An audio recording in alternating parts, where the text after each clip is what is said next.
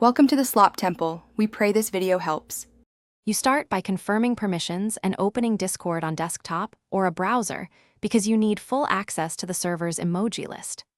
Once done, navigate to the server and find the emoji in the emoji picker or message where it was used. Make sure the emoji is visible in chat. You do this first because without the emoji displayed, you cannot get its ID.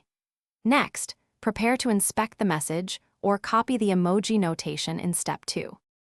Now you copy the emoji notation using developer mode.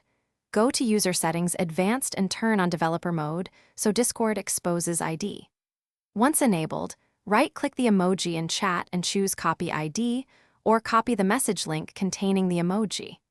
If you only see text like name, 1,234,567,890, copy that whole token. The numeric part after the last colon is the emoji ID.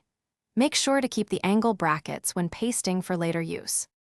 Finally, extract the numeric ID. It's the digits after the final colon in the emoji token. For example, 1,234,567,890.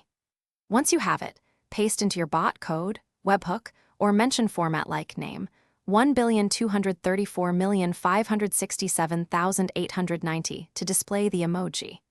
If the emoji is animated, use a name ID. If it doesn't work, make sure developer mode stayed enabled and that the bot or webhook has access to the server.